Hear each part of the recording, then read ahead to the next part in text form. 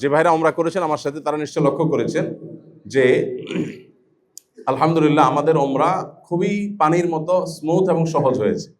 আমার সাথে ওমরা করেছেন কারা মনে? জি, ওমরা অনেক ইজি হয়েছে না? আমাদের পানির মতো সহজ হয়েছে আমাদের আলহামদুলিল্লাহ, বিকজ টাইমিং অনেক পারফেক্ট ছিল। আমরা একেবারে কাবার ওয়াল ঘেসে ঘেসে তওয়াফ করেছি। ওয়াল ঘেসে ঘেসে আমরা অনেকটা তওয়াফ করেছি, 2টা চক্কর সম্ভবত ওয়াল ঘেসে ঘেসে প্রায় দিয়েছি। রুকনি ইয়ামানি আমরা অনেকে স্পর্শ করেছি আলহামদুলিল্লাহ। এবং আমাদের টোটাল তওয়াফে সব মিলিয়ে হাফ এন আওয়ারের কাছাকাছি সময় সম্ভবত লেগেছে। আর সাইতে আমরা প্রচুর সময় ইনভেস্ট করেছি, বিকজ সেখানে দোয়ার অপশন আছে। সেখানে নর্মালি যেটা হয়তো 50 মিনিটে 45 মিনিটে সম্ভব, সেটা আমরা প্রায় 1.5 ঘন্টার বেশি সময় লাগিয়েছি আলহামদুলিল্লাহ। কেরান হজর হাজি যারা আছেন তারা অরেঞ্জ খাইছেন? কেউ অরেঞ্জ খাইছেন? অরেঞ্জের গ্রান শুকছেন না? খাইছেন তো মুশকিল না? অরেঞ্জের গ্রান ছিল, হাতে মাখা হয়েছে না? হাতে মাখে নাই, লাগে নাই? নাকে না লাগুক, আপনি সুগন্ধি শোকা তো জরুরি না, আপনি হাতে তো মাখছেন। আপনি অরেঞ্জ ঘাটছেন যখন হাতে গন্ধ হয় নাই, গ্রান হয় নাই? ইয়েস, ওই তো তখন হাতে যে টাচ করছেন গ্রান হয়েছে না? দম দিতে হবে ভাই, ছাগল দম জরুরি না, আপনি এখানে মুরগির দম দেন না আমাদেরকে, কিছু একটা দম তো দিতে হবে। আচ্ছা, আমরা ইনশাল্লাহ মিনার তাবুতে যখন থাকবো বিভিন্ন ফ্রুটস আমাদেরকে দেয়া হবে, এর মধ্যে অরেঞ্জ তো থাকবেই মাস, বিশেষ করে ভিটামিন সি আমাদের শরীরের জন্য অনেক দরকারি সময়। তো এইটার মাসআলা হলো যে ইচ্ছাকৃত না শুকলে কোনো অসুবিধা নেই, হাতে গ্রান আসলে আসুক, কোনো অসুবিধা নেই। এখানে কেউ গ্রান স্প্রে করেছে, আমি ইচ্ছাকৃত নাক দিয়ে টানবো না, চলে আসছে, সেটার জন্য আমার দায় না ইনশাআল্লাহ। হজ এবং ওমরা আপাত দৃষ্টিতে দেখতে মাত্র 2-3 দিনের সামান্য কয়েকটি রুটিন ওয়ার্ক, কিন্তু এর মধ্যে কি অদ্ভুত রকমের আপনার কনফিউশন তৈরি হয়, কি পরিমাণ ছোট ছোট প্রশ্ন তৈরি হয়, সেটা আসলে হজ ওমরা করার পর টের পাওয়া যায়। আপনারা নিশ্চয়ই কিছুটা টের পেতে শুরু করেছেন। ওকে, শেষ হওয়ার পর দেখবেন যে লিস্ট করলে, কলম নিয়ে খাতা কাগজ নিয়ে বসলে অনেকগুলো মনে হয়েছে যে মিস্টেক হয়েছে, যথাযথ হয়নি, এটা আরো অন্যভাবে হতে পারতো, আরো ভালোভাবে হতে পারতো, বের হবে। তো এই জন্য এমনিতেই কমন একটা নির্দেশনা হলো যে কোনো ইবাদত, যে কোনো নেকামল করার সুযোগ হওয়ার পর আল্লাহর কাছে ইস্তেগফার করতে হয়। সম্মানিত আল্লাহর ঘরের মেহমান বৃন্দ, আল্লাহ তাআলার অশেষ মেহেরবানিতে আমরা সবাই আমাদের ওমরার কাজ সম্পন্ন করেছি। আমরা আগামীকাল সন্ধ্যায়, রাতে যখন তৌফিক হবে, যখন ঘোষণা হবে, সে অনুযায়ী আমরা মিনার উদ্দেশ্যে রওনা হব ইনশাআল্লাহ। ওমরা হয়নি এমন কেউ কি আমরা আছি? ওমরা সম্পাদন হয়নি এখনো কেউ নাই? আলহামদুলিল্লাহ, সবার ওমরা সম্পন্ন হয়েছে। আমরা ওমরা করতে গিয়ে কারোর কোনো সুবিধা অসুবিধা হয়েছে কিনা, কারোর কোনো প্রশ্নের মুখোমুখি আমরা হয়েছি কিনা, বিশেষ কোনো জটিলতা তৈরি হয়েছে কিনা, এই বিষয়গুলো নিয়ে আলহামদুলিল্লাহ প্রশ্নোত্তরের যে হোয়াটসঅ্যাপ গ্রুপ, সেখানে বিভিন্নভাবে ডিসকাস করা হয়েছে এবং আলোচনা হয়েছে। এটা নিয়ে খুব বেশি নতুন করে আলোচনা করবার বিষয় আমার মনে হয় না আছে। আমাদের এখন আলোচনা দরকার সামনের কাজগুলো নিয়ে, অর্থাৎ হজের কার্যক্রম নিয়ে। আমরা সেদিক নিয়ে বা সে বিষয়গুলো নিয়ে আলোকপাত করবো ইনশাআল্লাহ। আগামীকাল আমরা মিনায় যাব, সে সম্পর্কিত প্রয়োজনীয় দিক নির্দেশনা দেওয়ার জন্য আগামীকালকে আমরা আবার বসবো ইনশাআল্লাহ সকালে এই সময়, এই জায়গাতে। হোটেল কর্তৃপক্ষের সাথে আলাপ করে বুক দিতে হবে, হ্যাঁ, বুকিং দিতে হবে যে আমরা এই সময়টাতে, আমরা কালকে প্রয়োজনে অল্প সময়ের জন্য বসবো, কিন্তু আমাদের কালকে আলাদা বসতে হবে। অথবা আমরা মিনা যাওয়া নিয়ে খুব বেশি পেরেশানির দরকার নেই। আমরা এবার একটা ব্যতিক্রম এবং নতুন কিছু সমস্যার মুখোমুখি হয়েছি। এর মধ্যে একটা হলো আমাদের প্রবাস থেকে আগত ভাইদের সংখ্যা বেশ ভালোই, এবং আমি লক্ষ্য করেছি যে প্রবাসী ভাইদের অলমোস্ট কেউই আমাদের হজের যে ট্রেনিংগুলো, সেশনগুলো, সেগুলোতে শরিক থাকতে পারেননি ইনফ্যাক্ট।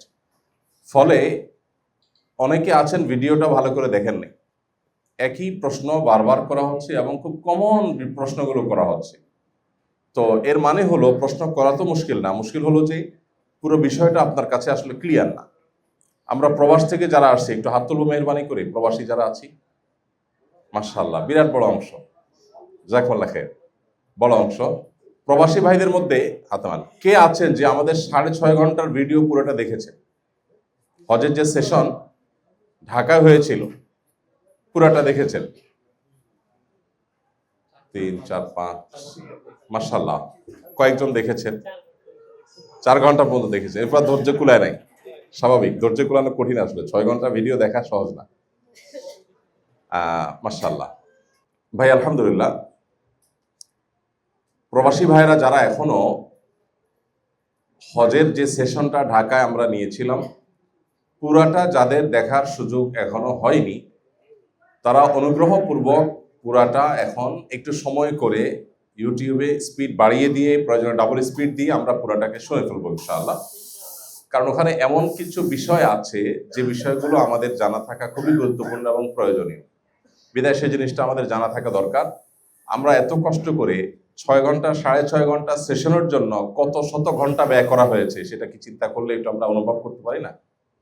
400 প্রায় স্লাইড, প্রায় 400-র কাছাকাছি স্লাইড তৈরি করা, এটা ইটসেলফ কত বড় একটা যুদ্ধের কাজ। এটা তো আমরা করেছি আপনাদের সুবিধার্থে, কিন্তু সেটা যদি আপনারা না দেখেন এবং একেবারে কমন বিষয়গুলো নিয়ে আপনাদের ত্রুটি হয়, তখন আমাদের কষ্ট হয় যে কেন করলাম তাহলে। তো এই জন্য প্রবাসী ভাইরা এই জিনিসটা খুব গুরুত্বের সাথে আপনি করবেন, না হলে আপনি প্রশ্ন কয়টা বিষয় করতে পাবেন, কয়েকটা বিষয় করতে পাবেন, বাকি বিষয় আপনার অজানা থাকবে এবং আপনি আরো নানাবিধ ভুলের মধ্যে পতিত হবেন। এই জন্য অনুগ্রহ করে সবাই আমরা পুরো ভিডিও দেখে তারপর শেষ করব, এবং কোনো প্রশ্ন থাকলে সেখানে আমরা জানাবো ইনশাআল্লাহ। কারো কোনো প্রশ্ন থাকলে লিখিত কাগজে লিখিত দিবেন ইনশাআল্লাহ, এবং সেটা আলোচনার শেষে, আলোচনা চলাকালীন না। কিরান হজের হাজি যারা আছেন তারা অরেঞ্জ খাইছেন? কেউ অরেঞ্জ খাইছেন? অরেঞ্জের গান শুকছেন না?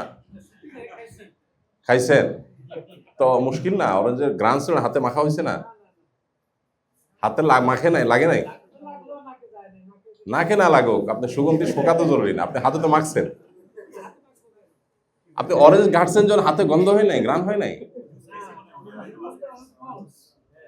ইয়েস,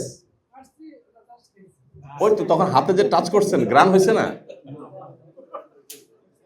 দম দিতে হবে ভাই, ছাগল দম জরুরি না, আপনি এখানে মুরগির দম দেন না আমাদেরকে, কিছু একটা দম তো দিতে হবে। আচ্ছা, আমরা ইনশাল্লাহ মিনার তাবুতে যখন থাকবো বিভিন্ন ফ্রুটস আমাদেরকে দেয়া হবে, এর মধ্যে অরেঞ্জ তো থাকবেই মাস, বিশেষ করে ভিটামিন সি আমাদের শরীরের জন্য অনেক দরকারি সময়। তো এইটার মাসআলা হলো যে ইচ্ছাকৃত না শুকলে কোনো অসুবিধা নেই, হাতে গ্রান আসলে আসুক, কোনো অসুবিধা নেই। এখানে কেউ গ্রান স্প্রে করেছে, আমি ইচ্ছাকৃত নাক দিয়ে টানবো না, চলে আসছে, সেটার জন্য আমার দায় না ইনশাআল্লাহ। জি ভাই, আলহামদুলিল্লাহ, উমরার কাজ যেটুকু আল্লাহ তাআলা আমাদেরকে করার তৌফিক দিয়েছেন, সেজন্য আল্লাহর কাছে শুকরিয়া আদায়ের পাশাপাশি যে ভুলগুলো আমাদের হয়েছে সেগুলোর জন্য আল্লাহর কাছে আমরা মাফ চাইবো ইনশাআল্লাহ। হজ এবং উমরা আপাত দৃষ্টিতে দেখতে মাত্র 2-3 দিনের সামান্য কয়েকটি রুটিন ওয়ার্ক, কিন্তু এর মধ্যে কি অদ্ভুত রকমের আপনার কনফিউশন তৈরি হয়, কি পরিমাণ ছোট ছোট প্রশ্ন তৈরি হয়, সেটা আসলে হজ উমরা করার পর টের পাওয়া যায়। আপনারা নিশ্চয়ই কিছুটা টের পেতে শুরু করেছেন। ওকে, শেষ হওয়ার পর দেখবেন যে লিস্ট করলে, কলম নিয়ে কাগজ নিয়ে বসলে অনেকগুলো মনে হয়েছে যে মিস্টেক হয়েছে, যথাযথ হয়নি, এটা আরো অন্যভাবে হতে পারতো, আরো ভালোভাবে হতে পারতো, বের হবে। তো এই জন্য এমনিতেই কমন একটা নির্দেশনা হলো, যে কোনো ইবাদত, যে কোনো নেকামল করার সুযোগ হওয়ার পর আল্লাহর কাছে ইস্তেগফার করতে হয়। আমরা নামাজ শেষে সালাম ফিরিয়ে কি পড়ি? আস্তাগফিরুল্লাহ, আস্তাগফিরুল্লাহ, আস্তাগফিরুল্লাহ। ইস্তেগফার মানে হলো ক্ষমা প্রার্থনা। অপরাধ করে থাকলে তখন ক্ষমা প্রার্থনার একটা ইস্যু চলে আসে, তাই না? এখন পড়লাম নামাজ, করলাম ইবাদত, সালাম ফেরা পড়ার বলা দরকার ছিল আলহামদুলিল্লাহ, নাকি? যে নেকামলের তৌফিক হয়েছে আলহামদুলিল্লাহ, সেটা না হয়ে নির্দেশ হলো কি?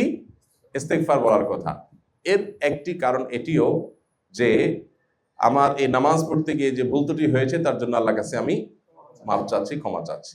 তো আমরা উমরা সম্পাদন করতে গিয়ে নিশ্চয়ই আমাদের অনেকেরই আমাদের অজ্ঞাত সারে, আমাদের অজান্তে অনেক ভুলভাল হয়েছে, সেজন্য আল্লাহর কাছে এখন কাজ হলো ক্ষমা প্রার্থনা করা, আর পরবর্তী যে পদক্ষেপগুলো আমাদের আছে, মূল হজের কার্যক্রম এখনো সামনে আছে, সেটার জন্য আল্লাহ রাব্বুল আলামিনের কাছে নিজেকে পরিপূর্ণভাবে নিবেদন করার জন্য, সমর্পণ করার জন্য প্রস্তুতি নেওয়া এবং যথাসম্ভব মাসাইলগুলো জেনে নেওয়া, এবং পার্ট অফ প্রিপারেশন, প্রস্তুতির অংশ হিসাবে আমাদেরকে শারীরিকভাবে সুস্থ থাকার জন্য বিভিন্ন রকমের পদক্ষেপ নিতে হবে।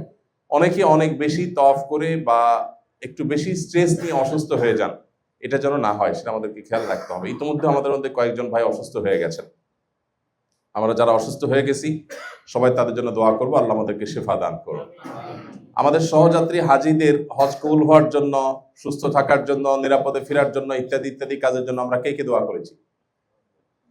মাশাআল্লাহ, অনেকেই দোয়া করেছি। মাশাআল্লাহ, জাযাকুমুল্লাহ খাইর। এটা অনেক গুরুত্বপূর্ণ একটা বিষয়। হাদিস আপনারা শুনে থাকবেন, নবী করিম সাল্লাল্লাহু আলাইহি সাল্লাম বলেছেন, কোন ব্যক্তি যখন অন্য কোন মুসলিমের জন্য দোয়া করে, তখন আল্লাহ রাব্বুল আলামিনের নিযুক্ত ফেরেশতা আল্লাহর কাছে নিবেদন করেন, আল্লাহ, তোমার বান্দা যে দোয়াটা অপর মুসলমানের জন্য করেছে, তুমি তোমার বান্দাকে সেটা দান করো। তো আপনি যদি চান যে আপনার দোয়াগুলো একসাথে এজমালিভাবে ফেরেশতা দ্বারা অ্যাপ্রুভড হোক, বা ফেরেশতা দ্বারা দোয়াটা আবার নতুন করে নিবেদন করা হোক আপনার জন্য, তাহলে আপনার বুদ্ধি হলো অন্য মুসলমানের জন্য দোয়া করেন। আপনার হজ কবুলের জন্য আপনি দোয়া করেন, পাশাপাশি দোয়া করেন যে আল্লাহ আমার সফর সঙ্গে সব ভাই বোনদের হজ কবুল করেন, সবাইকে আপনি সুস্থতার সাথে হজটা সম্পাদন করার তৌফিক দান করেন। তাহলে ফেরেশতাদের দোয়া অটোমেটিকলি আপনি পেয়ে যাবেন ইনশাআল্লাহ। তো আমরা এখন আমাদের প্রথম কাজ হলো উমরার যে সমস্ত ভুল বিচ্যুতি হয়েছে, মেজর কোনো ভুল বিচ্যুতি হয়ে থাকলে সেটা আমরা আলোচনা করে সংশোধন করে নিব ইনশাআল্লাহ। আমাদের হজ পরবর্তী সময়গুলোতে বা তারও আগে যদি আরো উমরা করার সুযোগ আসে, তাহলে যেন একই ভুলের রিপিটিশন না হয়। আর যদি আমাদের আলহামদুলিল্লাহ মনে হয় যে মেজর কোনো ভুল নাই, তাহলে সেক্ষেত্রে আমরা ছোটখাটো ভুলগুলোকে কারেকশন করব, এবং আল্লাহ তাআলার কাছে যেটুকু হয়েছে সেটুকুর জন্য আল্লাহ যেন অ্যাকসেপ্ট করেন, সেজন্য মনে মনে দোয়া করবো ইনশাআল্লাহ। আর দ্বিতীয় কাজ হলো এখন হারামে বেশি থেকে বেশি ইবাদত বন্দেগী করা। হারামে ইবাদত বন্দেগী করার ক্ষেত্রে আমাদের কোনো কার্পণ্য করা উচিত না। আমরা অনেকে আছি প্ল্যানিং সঠিকভাবে না করার কারণে হারামে আমাদের জামাতে নামাজ, ইবাদত বন্দেগী এগুলো মিস হয়ে যায়। আমরা বারবার করে মূল সেশনের সময় বলেছি, বিভিন্নভাবে বলার চেষ্টা করেছি যে আমাদের প্ল্যানিং হতে হবে অত্যন্ত বুদ্ধিদীপ্ত এবং সুচিন্তিত। আপনি প্ল্যানিংয়ে যদি একটু ত্রুটি করে ফেলেন, তাহলে আপনার এনার্জি অহেতুক নষ্ট হবে। আপনি দেখা গেল যে আব্দুল্লাহ হারামের একেবারে শেষ মাথা দিয়ে আপনাকে ঢুকতে হয়েছে, আপনি একবার যে আসার পরে আপনি অসুস্থ হয়ে গেছেন। যে সমস্যাগুলো হয়, পায়ে ব্যথা হয়, রানের চিপায় ঘা হয়ে যায়, ফলশ্রুতিতে পরবর্তীতে আপনার হজে সেটার এফেক্ট পড়ে। তো এরকমটা যেন না হয়, সেজন্য আমাদের প্রথমত প্ল্যানিং এবং টাইমিং খুবই গুরুত্বপূর্ণ।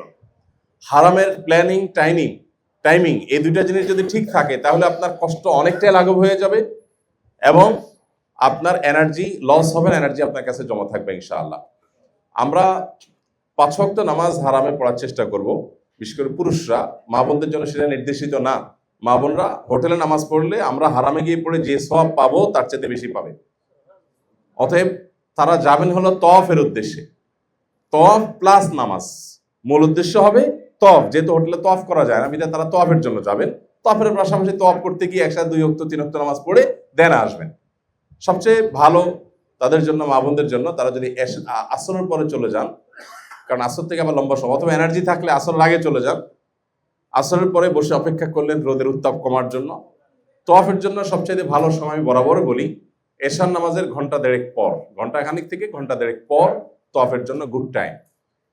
আর সকালবেলা ফজরের পর আনুমানিক 6:30 পৌনে 7টার দিকে। আমার সাথে যারা উমরা করেছেন, যে ভাইরা উমরা করেছেন আমার সাথে, তারা নিশ্চয় লক্ষ্য করেছেন যে আলহামদুলিল্লাহ আমাদের উমরা খুবই পানির মতো স্মুথ এবং সহজ হয়েছে। আমার সাথে উমরা করেছেন কারা? মনে জি, উমরা অনেক ইজি হয়েছে না? আমাদের পানির মতো সহজ হয়েছে আমাদের আলহামদুলিল্লাহ, বিকজ টাইমিং অনেক পারফেক্ট ছিল।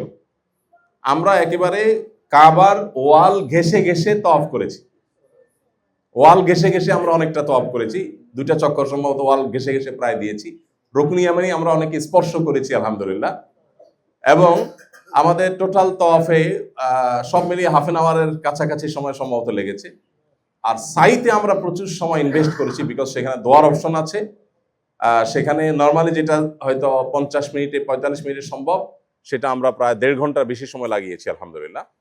তো এই জন্য এই বিষয়টা অর্থাৎ টাইমিংটা অনেক গুরুত্বপূর্ণ। এখন আমরা যে 5 ওয়াক্ত নামাজ পড়তে যাব, আমাদের টাইমিংটা কি হবে? আমাদের টাইমিংটা হবে বিভিন্নভাবে খুবই সুচিন্তিত। যারা পুরুষ আছি, নারী আছি, সবার জন্য কমনলি প্রযোজ্য হলো যে আমরা ফজরের জন্য যাব ফজরের জামাতের মিনিমাম 1.5 ঘন্টা আগে। সেটা না পারলে সর্বোচ্চ 1 ঘন্টা আগে। না পারলে আপনি রুমে পড়বেন না, চেষ্টা করবেন শেষের দিকে হলো যাওয়ার, যদি আপনি জামাত পাওয়ার সম্ভাবনা থাকে। কিন্তু আমরা এখানে যারা নামাজ পড়ি, এই যে আপনার কবুতর চত্বর বা রাস্তার উপরে, এই নামাজগুলো নানা রকমের প্রশ্ন তৈরি করে এবং এগুলোর কারণে নানাবিধ প্রশ্নের উদ্রেক হয়। আচ্ছা ভাই, তো যেটা আমরা বলছিলাম যে টাইমিংটা গুরুত্বপূর্ণ। আমরা এই কবুতর চত্বর বা রাস্তায় পারতপক্ষে নামাজ পড়বো না। এই নামাজের শুদ্ধতা অশুদ্ধতা নিয়ে এখনো আমাদের রিসার্চ টিম গবেষণা করছে। আমি আমাদের যে টিম আছে দেশে তাদেরকে কাজে লাগিয়েছি। এখনো পর্যন্ত আমাদের কাছে যে সমস্ত তথ্যপত্র তারা পাঠিয়েছে সে অনুযায়ী এখানে নামাজ শুদ্ধ হওয়ার সম্ভাবনা খুবই ক্ষীণ। তবে এই যে লক্ষ লক্ষ মানুষ নামাজ পড়ছে এবং অনেকটা নিরুপায় তারা, সেই বিবেচনায় হয়তো আল্লাহ তাআলা মাফ করবেন, হয়তো নামাজ হয়ে যাবে। বাট আমি কেন রিস্কের মধ্যে নিজেকে ফেলতে যাব? এটা নিয়ে ওলামাদের ইখতিলাফ আছে, মতপার্থক্য আছে। ওলামাদের বেশিরভাগ ওলামাদের মত হলো নামাজের মধ্যে কানেকশন মাস্ট, কানেকশন লাগবে। যদি ডিসকানেক্ট হয়ে যায় মাঝখানে বড় ধরনের, তাহলে জামাত হবে না। এখন আমরা যারা এখানে নামাজে দাঁড়াবো তারা তো আমরা শিওর জানি না যে আসলে কোথায় কানেকশন আছে, কোথায় ডিসকানেক্ট আছে। হ্যাঁ, হারামের ভেতরে যদি হয় তাহলে সেখানে যে চৌহদ্দি করে দেওয়া আছে নামাজের জায়গা, নামাজ পড়ে নামাজ হয়ে যাবে ইনশাআল্লাহ। এটা নিয়ে কারো ভিন্ন মত নাই, কারণ নামাজের মসজিদের মূল অংশ। বাট রাস্তাঘাটে যদি হয় তাহলে সেক্ষেত্রে মাঝখানে বড় বড় গ্যাপ থাকার আশঙ্কা থাকে। এই জন্য আমরা রাস্তায় যেন নামাজ পড়তে না হয় পারতপক্ষে সে চেষ্টা করবো। আর যদি রাস্তায় পড়তে হয় তাহলে সেক্ষেত্রে দারুত তাওহীদের পিছনের যে রোড আছে ওই রোডগুলোতে সাধারণত আপনার যখন হাউসফুল থাকে, সব মানুষ উপস্থিত থাকে, তখন ওইগুলোতে দাঁড়িয়ে নামাজ পড়ে নামাজ বিশুদ্ধ হয়। বিকজ কানেকশন তখন থাকে, ডিসকানেক্ট হওয়ার সম্ভাবনা কমে যায়, ফুল হয়ে যায়, তখন কোথাও কোনো বড় ধরনের গ্যাপ থাকে না। তো এই জন্য আমরা পারতপক্ষে নামাজের জন্য যাওয়ার চেষ্টা করব অনেক আগে। তাহাজ্জুদের জন্য আপনারা জানেন সব মানুষই যাওয়ার চেষ্টা করে। ফলে আমি যদি তাহাজ্জুদে মন ভরে ইবাদত করতে চাই, আমাকে মিনিমাম 1-1.5 ঘন্টা আগে যেতে হবে। এটার জন্য রাতে একটু আগে শুইতে হবে। আর মুশকিল আমাদের খাবার মাঝে মধ্যে দেরিতে আসে। তো এই জন্য খাবার পার্ট ছাড়া বাকি সবকিছু শেষ করে ফেলবো, যাতে 2টা খেয়ে সাথে সাথে শুয়ে যায়। কারণ এখানে যে বাইন্ডিংস গুলো আছে, পুলিশ দেখা গেল যে খাবার আসার সময় এখানে তো নামাজের পর একটা সাডেন টাইম 4-5টা ক্লোজ করে ফেলে, মানে কোনো গাড়ি ঢুকতে দেয় না। এখন এত মানুষের খাবার তো গাড়িতে আনতে হয়, হাতে তো আনা যায় না। এখন গাড়ি যদি ঢুকতে না দেয় পুলিশ, তখন তো খাবার নিয়ে এসে ওরা অপেক্ষা করে, ঢুকতে পারে না। এখন প্রশ্ন হলো, খাবার নিয়ে যখন আসে তখন পুলিশের কখন মর্জি হবে খুলবে সে, এটা তার উপর নির্ভর করে। এসার আধা ঘন্টা পরে নর্মালি খুলে, একদিন 1.5 ঘন্টা পরে খুললো, ওপেন করলো, তো আমাদের খানার জন্য বসে থাকতে হয়। এই প্রবলেমগুলো নেসেসারি এখানে, এগুলো আসলে কারোর হাতে না, চাইলেও নিয়ন্ত্রণ করা সম্ভব না। আবার আপনি যদি বলেন যে না এর ভিতরে খাবার তৈরি হোক, এর ভিতরে খাবার তৈরির কোনো পারমিশন নেই, এটা ধরলে বিশাল জরিমানা করবে তারা।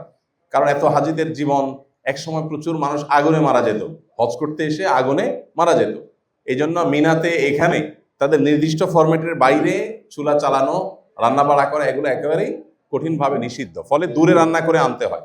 আর আনাটা আসরের পরে নিয়ে আসা যায়, তখন আবার নিয়ে আসলে ভাতগুলো চাল হয়ে যাবে, খাওয়া যাবে না। এই জন্য প্রবলেমটা তো আমরা বুঝতে পেরেছি নাকি? জি। অতএব আমাদের প্ল্যান হইতে হবে যে রাতে শোয়ার সময় খাবার ছাড়া বাকি কাজ আমরা করে ফেলবো ইনশাআল্লাহ, যতটুকু সম্ভব। আপনারা কি শুনতে পারেন? পিছন থেকে শোনা যায়? বাস আলহামদুলিল্লাহ। তাহলে আর মাইক দরকার কি? মাইক বারবার ডিস্টার্ব করতেছে। আচ্ছা, ফজরের সময় তাহলে আমাদের প্ল্যান হবে হলো তাহাজ্জুদের জন্য মিনিমাম 1 থেকে 1.5 ঘন্টা আগে যাওয়া হারামে। আর ভোর রাতে দোয়া কবুলের সময়, আপনি সারা দিনের ভিতরে একটা সময় যদি গুরুত্বের সাথে ইবাদত করা উচিত, সেই টাইমটা হলো ভোর রাত, সেই টাইমটা হলো ফজরের আগের সময়টা। কারণ 24 ঘন্টার ভিতরে দোয়া কবুলের জন্য সবচাইতে গুরুত্বপূর্ণ টাইম হলো এটা। যাদের ওই সময় তওয়াফ করার সুযোগ আছে তারা 2 রাকাত করে 8 রাকাত নামাজ, না হলে 4 রাকাত, না হলে 6 রাকাত, যতটুকু তৌফিক হয় 2 রাকাত পর্যন্ত মিনিমাম, আর সর্বোচ্চ 8 রাকাত আমরা তাহাজ্জুদ পড়বো ইনশাআল্লাহ। যত লম্বা সূরাতে একই সূরা রিপিট করে করে সময় বাড়ানো, রুকুতে বেশি তাসবিহ ধীরে ধীরে পড়া, সাজদাতে ধীরে ধীরে তাসবিহ পড়া, খুব লম্বা সময় নিয়ে খুব গুরুত্বের সাথে কোয়ালিটি নামাজ আমরা তাহাজ্জুদে পড়বো। এবং আল্লাহর কাছে মন খুলে আমরা লম্বা লম্বা সিজদা দিব এবং দোয়া করব। এরপর সুযোগ থাকলে, হাতের সময় থাকলে আমরা তওয়াফ শুরু করব ইনশাআল্লাহ। তওয়াফ করে তওয়াফের সময় দোয়া কবুল হয়, আবার ভোর রাতে দোয়া কবুলের সময়, অর্থাৎ দোয়া কবুলের অনেকগুলো উপলক্ষ একসাথ করার সুযোগ তৈরি হবে।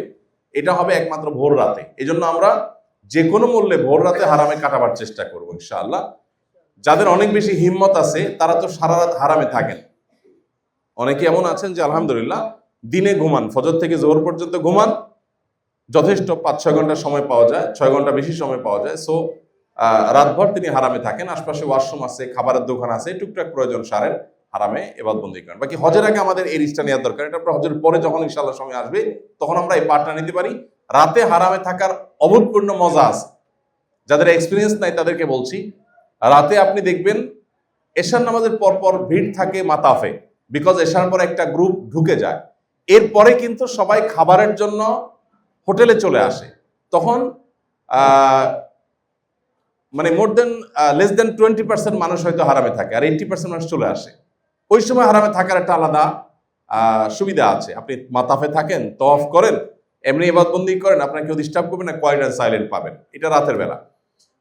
তো আমরা ভালো হয় হজের আগের যে আর একটা রাত আমাদের সামনে আছে, এই রাত আমরা আগে আগে চলে আসবো। আর হজের পরের যে রাতগুলো আসবে সেগুলোতে আমরা যদি পুরো রাত থাকা প্ল্যান করতে পারে ভালো, আর না হলে এশার পরে যদি খুব কুইক চলে আসি, শুয়ে পড়ি, তাহলে ভোর রাতে একটু আগে চলে গেলাম, এটা আরো ভালো। তবে তখন ভিড় হবে। আর যদি ভিড়ে কারোর অসুবিধা হয় তাহলে তিনি সন্ধ্যা রাতে একটু বেশি করে থেকে ইবাদতবন্দি করে আসলেন। আমাদের জোহর বিশেষ করে পুরুষরা নামাজ পড়ার ক্ষেত্রে একটু আগে না গেলে আমরা হারামে ঢোকাটা কঠিন হয়। হজের পরে ইনশাআল্লাহ এই 4 সাইডটা খুলে দিবি, তখন আর পেরেশানি থাকবে না। এখন যে দারুত তাওহীদ এবং ওই যে আপনার মক্কা টাওয়ার, এই দুটার মধ্যবর্তী 6 নম্বর টয়লেটের এদিক দিয়ে যে আমরা ঢুকি, এই রাস্তাটা এখন তো প্রায় সময় বন্ধ থাকে। তখন ইনশাআল্লাহ পুরো সময়ের জন্য ওপেন করে দিবে আল্লাহ চাহেন তো, তখন আমরা ইজিলি 24 ঘন্টা এদিক দিয়ে ঢুকতে পারবো, বেরোতে পারবো। এবং মাতাফে যাওয়ার জন্য তখন আর এহরামের কাপড় রেস্ট্রিকশন থাকবে না, যে কোনো পোশাকে যে কাউকে যে কোনো সময় মাতাফে নামতে দিবে ইনশাআল্লাহ। তবে এটা ঠিক যে তখন ভিড়ও অনেক বেশি হবে, কারণ ফুল প্যাকে হাজিরা থাকবে এবং সবাই স্কোপ পাবে, অত সবাই নামতে চাইবে। তবে যত বেশি দিন যাবে তত বেশি হাজিরা আস্তে আস্তে কমতে থাকবে মক্কা থেকে, এবং আস্তে আস্তে খালি হইতে থাকবে। যারা যত শেষে মক্কা থেকে মদিনায় যাবেন বা দেশে যাবেন তারা তত বেশি হারামে ইবাদতের সুযোগ পাবেন ইনশাআল্লাহ বিইذনিল্লাহ। আর আসর মাগরিব এশার জন্য সবচেয়ে ভালো প্ল্যান হলো আসরে চলে গেলে আর না আসা। আমরা এই হালাকাগুলো আসরের পরে সাধারণত আমি না রাখার ক্ষেত্রে তাদেরকে রিকোয়েস্ট করি, বিকজ আসরের পরে হালাকা করে আবার ঢুকতে গেলে দেখা যায় আব্দুল্লাহ এক্সটেনশন দিয়ে যেতে হয়, অনেক দূরে যাওয়া লাগে, তওয়াফের স্কোপটা মিস হয়ে যায়। এই জন্য আমরা আসরের একটু আগে চলে গেলাম, ব্যাগের মধ্যে কিছু খেজুর শুকনা খাবার রেখে দিলাম, ক্ষুধা লাগলে সেটা খেয়ে নিলাম, আমরা ছায়ার মধ্যে থাকলাম, ইবাদতবন্দি করলাম। এটা আমাদের সবচেয়ে ভালো হয় আসর মাগরিব এশা। বিশেষ করে মা বোনদের জন্য এটা সবচেয়ে গুড আইটেম যে আসর মাগরিব একসাথে তারা করলেন। অথবা তওয়াফটা যদি তারা ভোরে বা ফজরের পরে প্ল্যান করেন তাহলে তাহাজ্জুদের আগে গিয়ে ফজরের পরে তওয়াফ করে চলে আসলেন, আর সারাদিন হোটেলে থাকলেন, মাগরিব এশা এখানে পড়লেন। অর্থাৎ শুধু নামাজের জন্য তারা হারামে গেলেন না। এই প্ল্যানটা আমরা এখন ইনশাআল্লাহ বাস্তবায়ন করবো আল্লাহ চাহেন তো। এর বাইরে আপনাদের এখন নতুন যে প্রশ্নগুলো তৈরি হয়েছে, কাগজ দেওয়া হয়েছে কিনা যায় না, প্রশ্নগুলো একটু আমার কাছে দিয়ে দিলে ভালো হয়। যে প্রশ্ন আপনার আমাদের স্লাইডে উত্তর নাই সেরকম প্রশ্ন দিলে ভালো হয়। অর্থাৎ সেশনের স্লাইডগুলোতে যে বিষয়ে আলোচনা হয় নাই এরকম প্রশ্ন কি কেউ দিতে পারবেন? পারলে সেটা আমরা বেশি ওয়েলকাম করব। এখন দেখা যাবে যে স্লাইডে আলোচনা হয়েছে, একই প্রশ্ন আপনি আবার করছেন, তাহলে মুশকিল। আমরা মুখে প্রশ্ন নিতে গেলে অনেক সময় যাবে, প্রত্যেকে আলাদা আলাদা প্রশ্ন করবে। এর জন্য ভালো হয় কাগজ কি দেওয়া হয়েছে আপনাদের? তাহলে তো কাগজ না থাকলে তো আর স্কোপ নাই, আজকে কাগজ তারা জোগাড় করতে পারে না। তাহলে আমরা মুখে প্রশ্ন করবো ইনশাআল্লাহ। জি, হুদহুদ ট্যুরস অ্যান্ড ট্রাভেলস, হজ ও উমরার বিশ্বস্ত প্রতিষ্ঠান। রাহবার হয়ে পথ দেখাবে হুদহুদ ট্যুরস অ্যান্ড ট্রাভেলস।